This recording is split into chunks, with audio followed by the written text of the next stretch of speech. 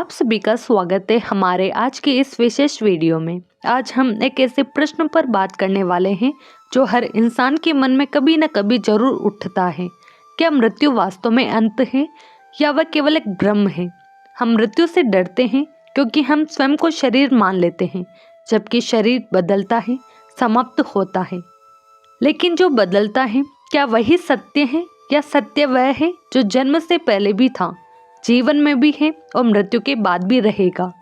आज के इस वीडियो में हम मृत्यु और मोक्ष के बीच के मूल अंतर को समझेंगे, ये जानने के लिए कि मृत्यु क्या छीनती है और मोक्ष क्या प्रकट करता है, और कैसे सत्य के बोध से जीवन हल्का हो जाता है और मृत्यु का भय स्वतः ही समाप्त होने लगता है।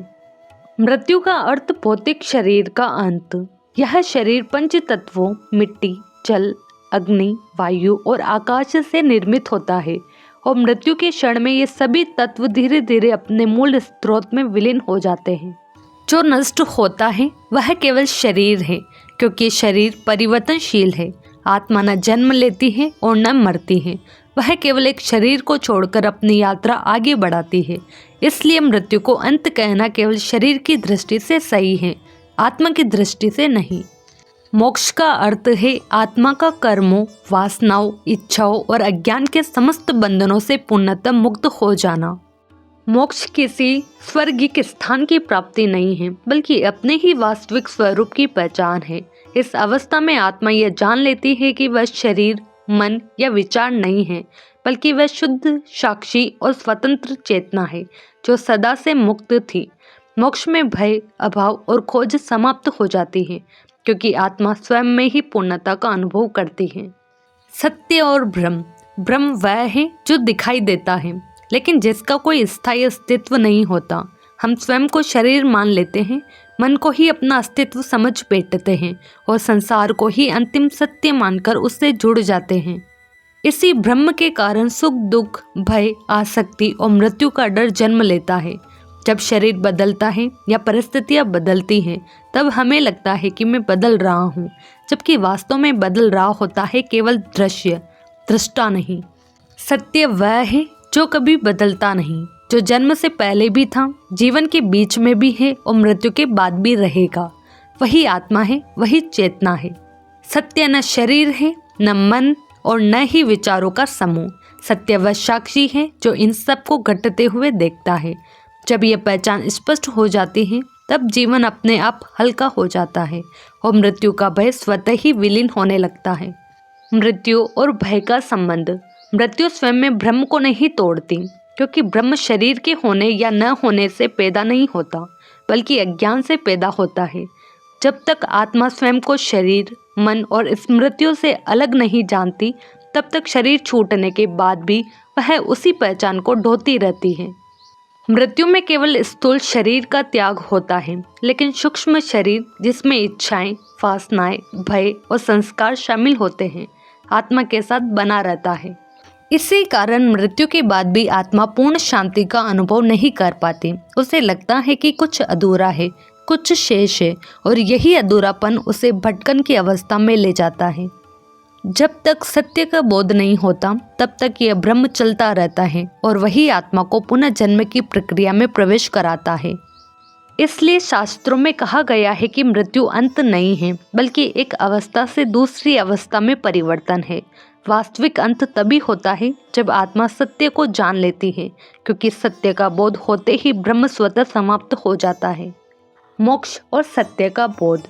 मोक्ष वह अवस्था है जहाँ ब्रह्म पूर्णतः समाप्त हो जाता है, क्योंकि वहाँ आत्मा स्वयं को शरीर, मन और कर्मों से अलग पहचान लेती है।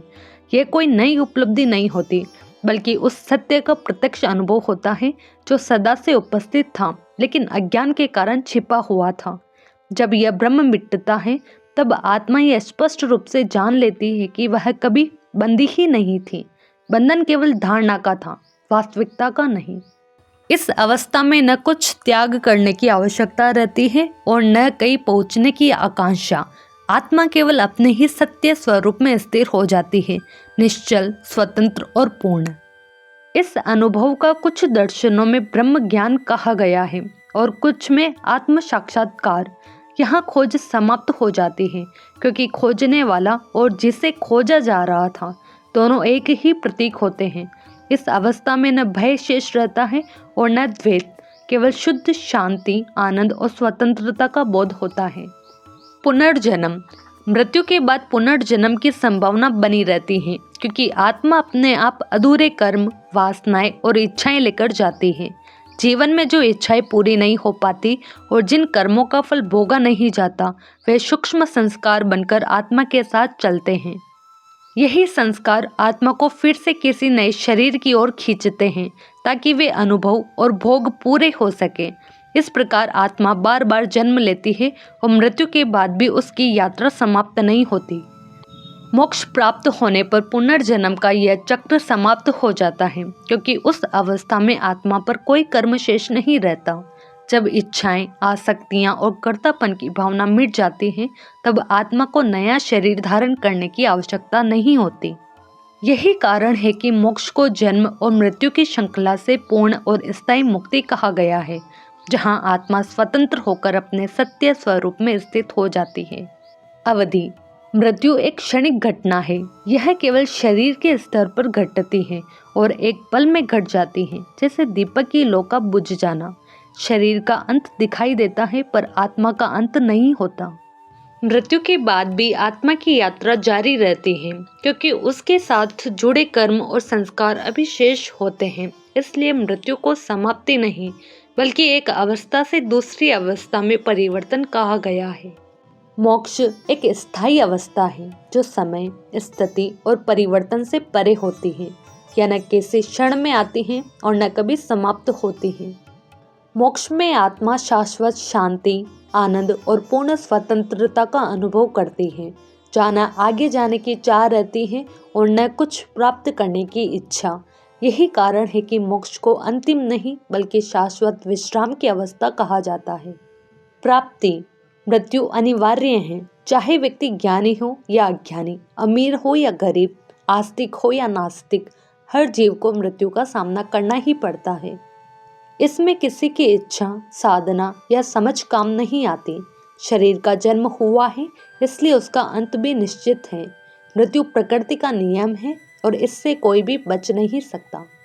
मोक्ष अनिवार्य नहीं है, बल्कि साधना और जागरूकता से प्राप्त किया जाता है। यह उन्हीं को मिलता है जो अपने कर्मों को समझते हैं, आसक्तियों को पहचान कर उनसे मुक्त होने का प्रयास करते हैं और धीरे धीरे आत्मज्ञान की ओर बढ़ते हैं। मोक्ष किसी बाहरी कृपा का परिणाम नहीं, बल्कि भीतर की स्पष्टता, विवेक और निरंतर सजगता का फल है। जहाँ समझ गहरी हो जाती है, वहीं मोक्ष स्वतः प्रकट हो जाता है। अनुभव। मृत्यु में चेतना का शरीर से अलगाव होता है, लेकिन इस अलगाव के साथ आत्मा स्वयं को पूरी तरह नहीं पहचान पाती। शरीर छूट जाता है, पर मन, स्मृतियाँ और संस्कार साथ चलते हैं, जिसके कारण आत्मा ब्रह्म की अवस्था में आगे बढ़ती है। इस अवस्था में न तो पूर्ण शांति होती है और न ही पूर्ण जागरूकता, बल्कि एक अधूरा अनुभव बना रहता है। इसलिए मृत्यु के बाद भी आत्मा की खोज और भटकन समाप्त नहीं होती। मोक्ष में आत्मा अपने सत्य स्वरूप को पूरी तरह जान लेती है। कुछ दर्शनों में इसे परमात्मा में विलीन होना कहा गया है, तो कुछ में इसे स्वयं को ही ब्रह्म के रूप में पहचान लेना कहा गया है। इस अनुभव में कोई भय नहीं रहता, क्योंकि भय अज्ञान से पैदा होता है। यहाँ कोई द्वैत नहीं रहता, न साधक और साध्य, न जीव और ईश्वर, केवल शुद्ध, शांत और पूर्ण चेतना का अनुभव शेष रह जाता है। समय। मृत्यु जीवन के अंत में आती है। यह जीवन की वह सीमा है जिसे कोई टाल नहीं सकता और न ही बदल सकता है, चाहे व्यक्ति कितना ही शक्तिशाली या ज्ञानी क्यों न हो। शरीर की एक निश्चित अवधि होती है, जिसके पूर्ण होने पर मृत्यु घटित होती है। यह प्रकृति का नियम है और हर जीव को इसी मार्ग से गुजरना पड़ता है। मोक्ष जीवन काल में भी समाप्त किया जा सकता है, जिसे जीवन मुक्ति कहा जाता है। ऐसा व्यक्ति शरीर में रहते हुए भी भीतर से स्वतंत्र होता है, क्योंकि उसके लिए आसक्ति, भय और कर्तापन समाप्त हो चुके होते हैं। उसके लिए जीवन और मृत्यु में कोई शेष अंतर नहीं रह जाता, क्योंकि वह स्वयं को शरीर से अलग जान चुका होता है। इसलिए कहा गया है कि जीवन मुक्त व्यक्ति मृत्यु से पहले ही मृत्यु को पार चला जाता है। मृत्यु केवल शरीर का अंत है, जबकि मोक्ष जन्म मरण की पूरी श्रृंखला से मुक्ति है। मृत्यु हर जीव को अनिवार्य रूप से प्राप्त होती है, लेकिन मोक्ष सभी को नहीं मिलता। मोक्ष वही पाता है जो स्वयं को शरीर और मन से अलग जान लेता है और अपने वास्तविक स्वरूप को पहचान लेता है। जहाँ मृत्यु प्रकृति की प्रक्रिया है, वही मोक्ष जागरूकता और आत्मबोध की अवस्था है। तो अंत में यही समझना जरूरी है कि मृत्यु केवल शरीर का अंत है, आत्मा का नहीं। जब तक हम स्वयं को शरीर और मन मानते रहते हैं, तब तक मृत्यु भय बनकर सामने आती है। लेकिन जिस क्षण सत्य का बोध होता है, उसी क्षण मृत्यु का अर्थ बदल जाता है। मोक्ष कोई दूरी की अवस्था नहीं है, बल्कि इसी जीवन में स्वयं को जान लेने का नाम है।